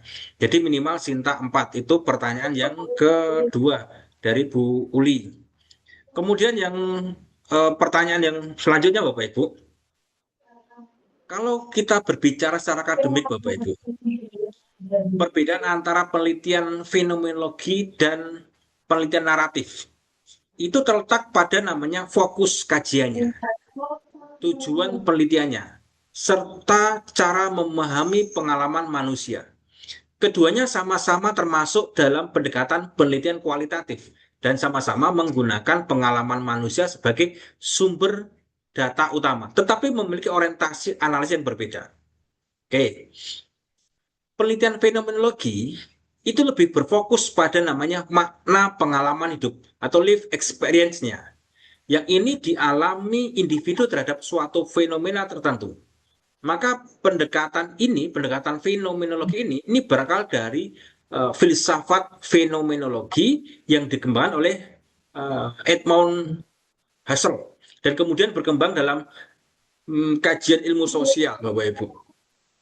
Nah, tentunya dalam fenomenologi, peneliti itu berusaha memahami esensi atau makna universal dari pengalaman yang dialami beberapa individu yang terhadap fenomena yang sama. Karena itu, Bapak Ibu, fenomenologi itu memang cenderung lebih filosofis dan reflektif. Fokus utamanya bukan pada cerita hidup seseorang secara detail, melainkan pada apa makna yang terdalam dari pengalaman tersebut. Misalnya, penelitian tentang pengalaman guru honorer menghadapi tekanan pekerjaan yang tidak hanya menceritakan kisah guru, tetapi menggali makna emosionalnya, makna psikologisnya, atau eksistensialnya dari pengalaman tersebut. Maka Bapak Ibu, fenomenologi sering digunakan untuk membedah pengalaman yang bersifat batiniah, kesadaran dan persepsi, atau pengalaman hidup yang memiliki makna universal antar partisipan. Oke, ntar Bapak Ibu, ini suara apa ini? Oke. Baik, kemudian yang kedua, penelitian naratif. Penelitian naratif itu eh, berfokus pada cerita kehidupan individu atau life story-nya yang disusun secara kronologi dan runtut. Maka pendekatan naratif itu bertujuan untuk apa? Memahami pengalaman seseorang melalui alur cerita hidupnya, melalui misalnya mulai dari latar belakang, perjalanan, konflik, hingga perubahan yang dialami individu yang kita teliti tersebut. Maka jika fenomenologi mencari esensi pengalaman, maka naratif itu lebih menekankan bagaimana seseorang menceritakan pengalaman hidupnya dalam bentuk cerita. Karena itu, Bapak Ibu, penelitian naratif itu biasanya lebih kronologis, personal, dan biografis. Peneliti mencoba memahami identitas, perjalanan hidup, serta perubahan pengalaman individu dari waktu ke waktu. Contohnya, penelitian tentang perjalanan seseorang kepala sekolah inspiratif akan menggambarkan kisah hidupnya sejak awal menjadi guru, tantangan kepemimpinan, hingga keberhasilan membangun sekolah. Itu naratif. Maka Bapak Ibu dapat kita pahami fenomenologi lebih fokus pada makna universal dari satu pengalaman hidup yang dialami seseorang, sedangkan naratif lebih fokus pada cerita dan perjalanan hidup individu secara kronologisnya. Fenomenologi bersifat lebih filosofis dan reflektif dalam mencari esensi pengalaman, sedangkan naratif lebih menekankan struktur cerita, alur kehidupan, dan interpretasi pengalaman personal seseorang yang sedang kita riset. Maka Bapak Ibu, jika penelitian ingin menggali makna mendalam dari pengalaman, maka fenomenologi lebih tepat digunakan. Tetapi jika ingin meneliti kisah perjalanan hidup seseorang misalnya, maka pendekatan naratif lebih sesuai. Itu komentar saya dari Bu Uli. Silakan. Ada yang lain Bapak Ibu? Oke, baik. Saya boleh, Bapak. Silakan. Maria. Oh ya, oke, baik. Bapak kebetulan pada kegiatan opsi Olimpiade Penelitian Siswa Nasional ini kami sekarang lagi proses menulis bab 3. Oke. Nah, sekarang kami lagi melakukan penelitian kualitatif, terutama menggunakan pendekatan kualitatif deskriptif analitis ya. Nah, pada penelitian ini itu kan peneliti menjadi peneliti utamanya. Nah, berarti dalam pengumpulan atau penafsiran data itu sangat dipengaruhi oleh cara pandang peneliti. Pertanyaan saya, bagaimana cara memastikan bahwa hasil penilaian itu benar-benar berasal dari fakta di lapangan, bukan hanya dari asumsi atau sudut pandang dari peneliti itu sendiri. Kemudian, bagaimana cara menentukan subjek penelitian atau jumlah informan dan lama observasi yang dirancang untuk mencapai data yang dirancang, karena judulnya penelitian kami itu mengukur tentang penggunaan bahasa Melayu Kupang yang digunakan oleh multi etnis di Kota Kupang. Kalau berbicara tentang multi etnis itu kan pasti banyak. Bagaimana cara menentukan batasan jumlah informannya itu?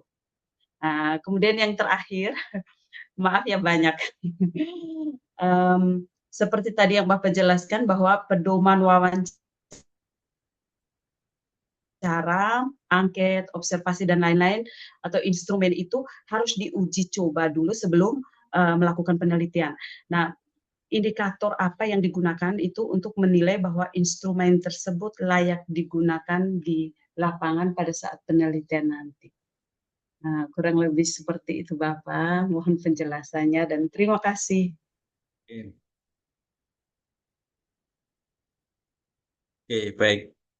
Dari Maria ya, baru bab 3 dan luar biasa nih. Baik, kalau penelitian kualitatif saja yang ketiga dulu, bagaimana sih instrumen itu layak digunakan dalam penelitian kualitatif? Kalau kita berbicara penelitian atau instrumen layak digunakan dalam penelitian kualitatif, maka dalam penelitian kualitatif, instrumen penelitian itu merupakan apa? Alat yang digunakan untuk memperoleh data secara mendalam mengenai fenomena, pengalaman, perilaku, maupun makna sosial yang diteliti. Berbeda dengan kuanti ya. Oke. Maka dalam kualitatif, instrumen utamanya adalah peneliti sendiri tadi, seperti pertanyaan pertama tadi, human instrumennya. Artinya apa? Kemampuan peneliti itu dalam melakukan observasi, wawancara, interpretasi, dan memahami konteks penelitian sangat menentukan kualitas data penelitian. Namun, Bapak Ibu, penelitian kualitatif tetap memerlukan instrumen pendukung, misalnya pedoman wawancara, lembar observasi, dokumentasi, atau catatan lapangan. Agar instrumen itu layak digunakan, maka instrumen itu harus memenuhi beberapa kriteria akademik, sehingga mampu menghasilkan data yang kredibel, relevan, dan mendalam. Yang pertama apa syaratnya? Instrumen harus sesuai dengan fokus penelitian. Itu intinya. Instrumen harus sesuai dengan fokus penelitian. Maka instrumen yang baik itu harus disusun berdasarkan apa? Judul penelitian, sesuai dengan rumusan masalah, tujuan penelitian, dan fokus penelitian. Minimal 4 ini. Instrumen yang sesuai dengan fokus penelitian, yang layak, kredibel, dan relevan. Harus sesuai dengan judul penelitian, rumusan masalah, tujuan penelitian, serta fokus penelitian. Contohnya bisa seperti ini. Strategi kepala sekolah dalam meningkatkan budaya literasi. Maka pertanyaan wawancara harus fokus pada apa? Strategi kepala sekolah, program literasi, kendala, dan solusinya. Tapi kalau Bapak Ibu berbicara tentang kondisi ekonomi guru, itu tidak relevan. Maka harus sesuai dengan judul penelitian, rumusan masalah, tujuan penelitian, serta fokus penelitian. Maka ada kisi-kisi atau pedoman yang jelas. Maka instrumen kualitatif itu harus memiliki pedoman agar proses pengumpulan data itu lebih terarah. Misalnya, eh, contoh kisi-kisi wawancara. Maka Bapak Ibu harus membuat indikator. Saya sarankan Bu Maria, sudah punya bukunya ini?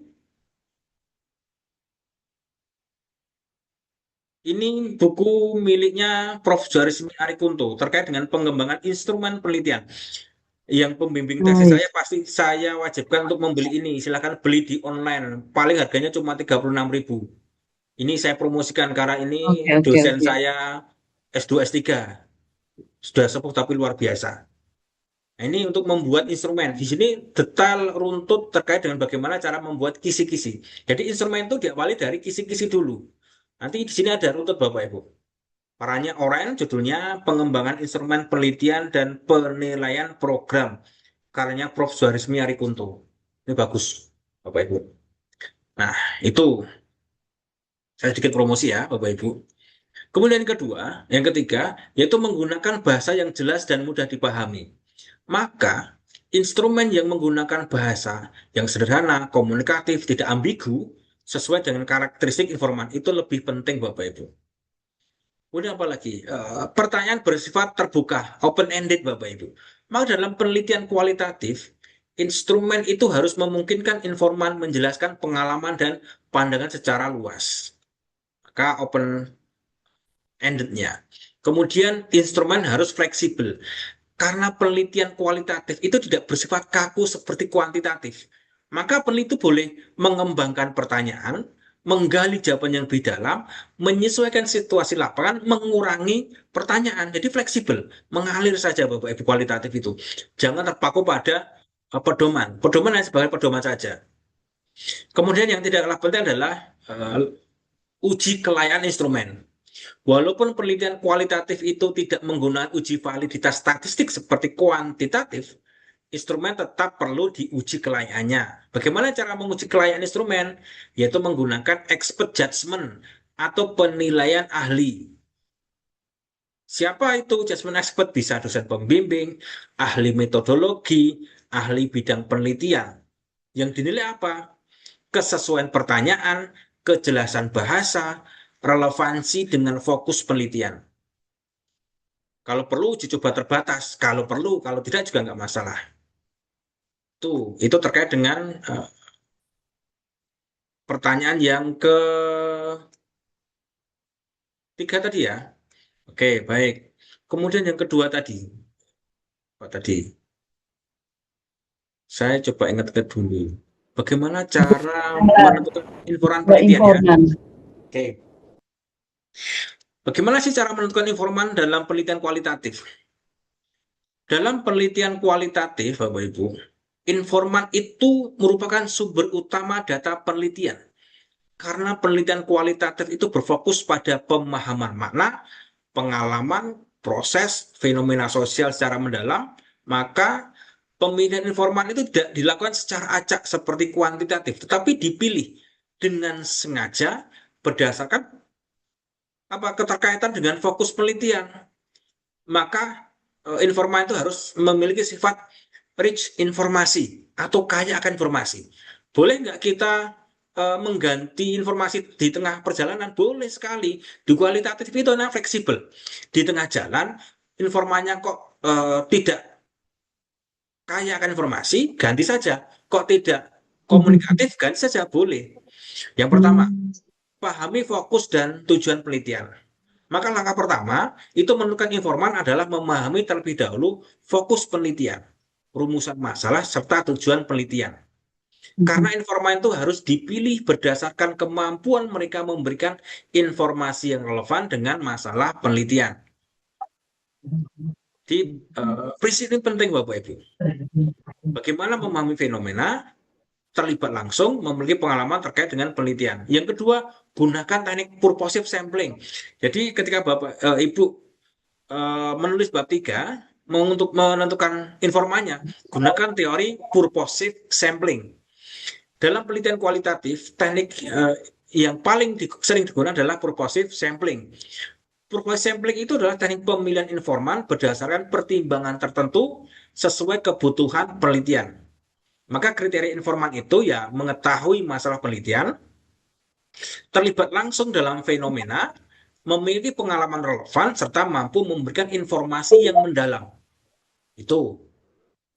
Kemudian apa lagi? Tentukan kategori informan, Bapak Ibu. Maka dalam penelitian kualitatif, biasanya terdapat beberapa jenis informan. Ada informan utama. Informan utama itu ya informan yang paling memahami inti masalah penelitian. Yang kedua, informan pendukung. Ya, informan yang membantu memperkuat data penelitian yang sedang kita lakukan. Maka kategorikan dulu. Ada namanya informan key atau key informan. Informan yang memiliki pengetahuan luas dan mendalam tentang fenomena penelitian. Kemudian, tentukan kriteria informan secara jelas. Kita sebagai seorang peneliti perlu membuat kriteria informan agar data lebih fokus dan relevan. Atau kalau tidak menggunakan snowballing sampling, tadi ada namanya purposive sampling. Kalau snowballing sampling itu bisa digunakan. Selain purposive sampling, penelitian kualitatif juga sering menggunakan snowballing sampling.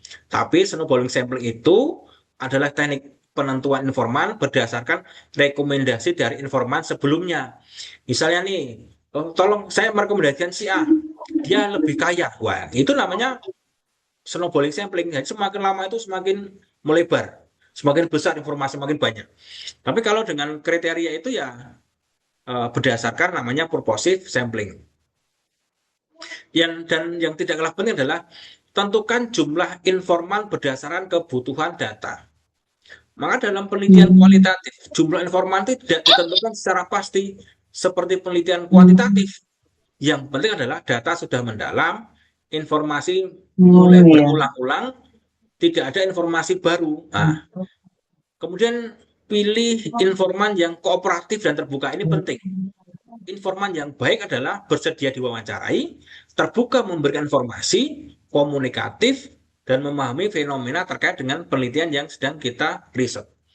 Itu terkait dengan bagaimana cara menentukan informan.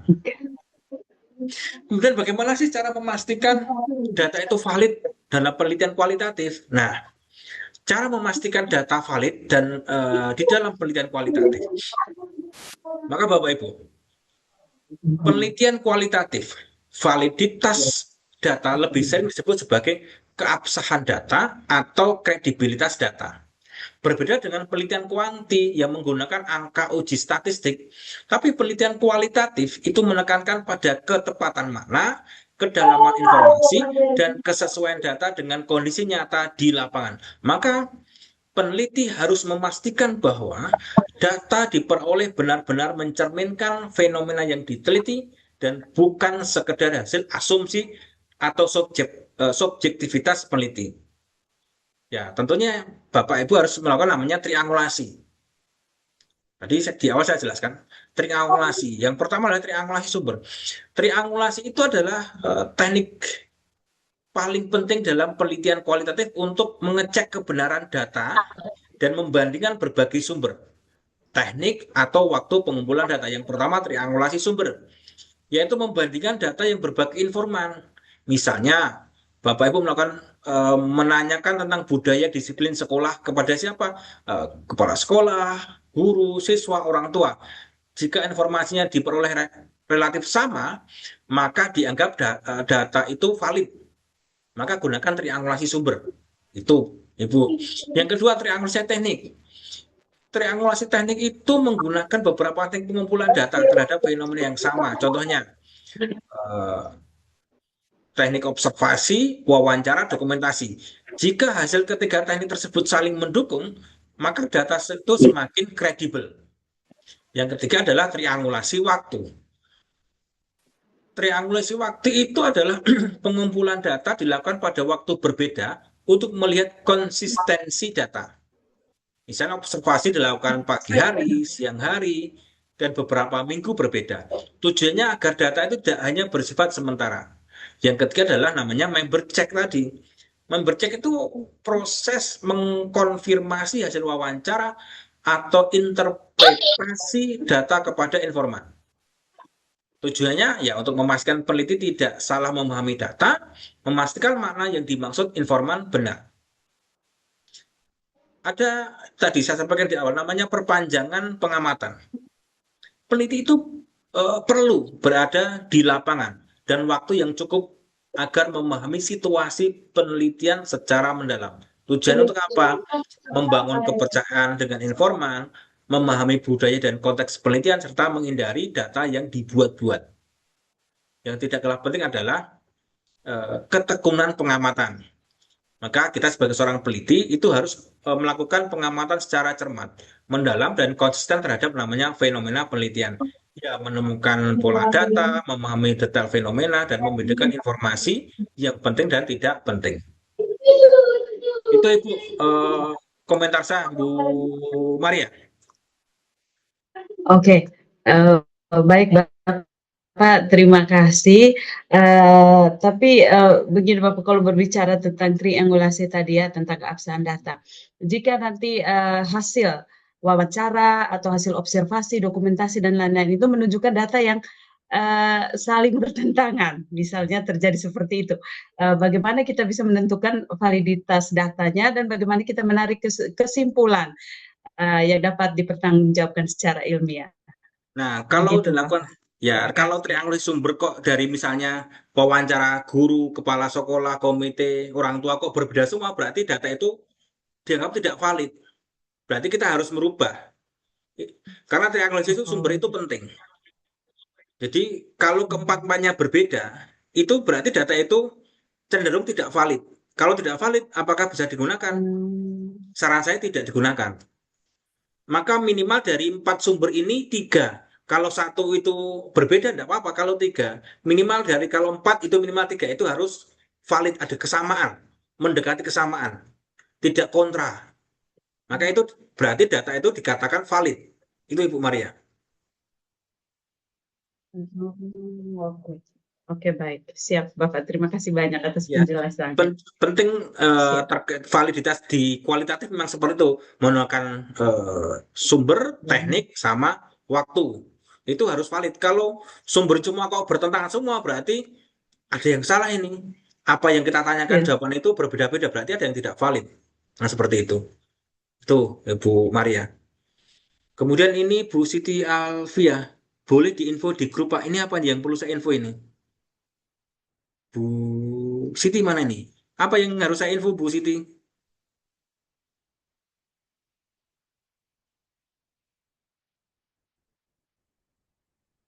Baik, nggak apa-apa. Apakah terkait dengan jurnal? Baik, kalau Bapak Ibu terkait dengan jurnal, nanti kalau minat silakan WA ke saya, nanti akan saya komunikasikan dengan pihak jurnal terkait dengan mau submit di Sinta 4 atau Sinta 3, berapa biayanya, berapa proses lamanya, dan seterusnya. Tapi beberapa teman yang kemarin yang sudah publish itu bayarnya setelah publish biar, mohon maaf, tidak kena prank kan gitu. Ada juga yang sebelum publish ditarik publikasi karena saya kan udah kenal dengan pengelola jurnalnya. Jadi saya meminta mahasiswa saya kalau bayarnya setelah publish kan gitu. Baru ditarik. Biasanya seperti itu. Karena ada kedekatan relasi sehingga dipermudah Bapak Ibu. Itu terkait dengan jurnal. Yang penting Bapak Ibu punya format jurnal dulu. Tidak harus bagus Bapak Ibu, nanti ada tim sendiri yang membuat bagus sehingga sampai publish. Jadi bayarnya setelah publish biar tidak eh, mohon maaf tidak di prank itu. Baik, itu terkait dengan jurnal. Ada lagi Bapak Ibu? Cukup Bapak Ibu? Baik, Saya, kalau Pak. Bu Rosa masih silakan. Terima kasih, Pak, atas waktunya. Untuk penelitian, kira-kira waktu efisiennya berapa lama, Pak? Itu yang pertama. Lalu yang kedua, soal sumber data. Tadi kan Bapak bilang, kalau misalkan sumber datanya kurang valid, misalkan guru ya, kita ambil informasinya guru, lalu informasi yang didapat belum pas, lalu apakah hasil dari, lalu mau cari informan yang lain lagi, apakah hasil informan pertama kita ambil atau seperti apa Pak? Terima kasih Pak. Baik, terkait dengan informan, memang salah satu kunci informan itu adalah yang kaya akan informasi yang sedang kita teliti. Jadi kalau informan itu tidak kaya informasi, tidak komunikatif, tidak mau diwawancara ya ganti saja, tidak apa-apa.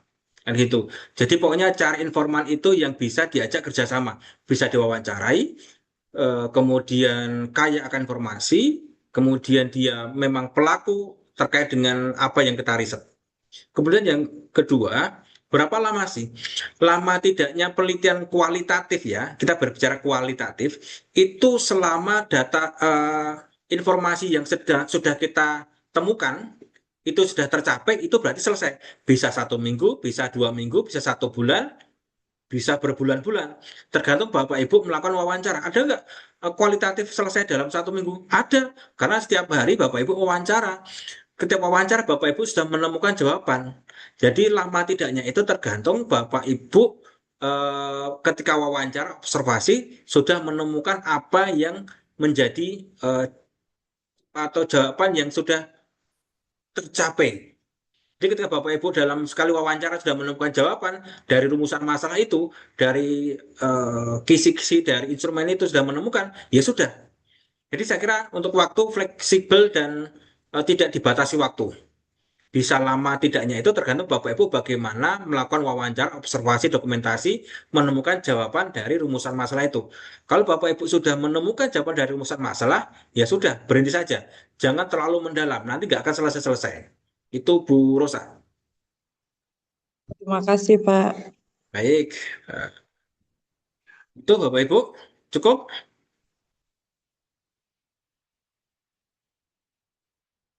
Baik, kalau dirasa cukup, kita foto dulu Bapak Ibu sebelum kita akhiri. Silakan open cam Bapak Ibu.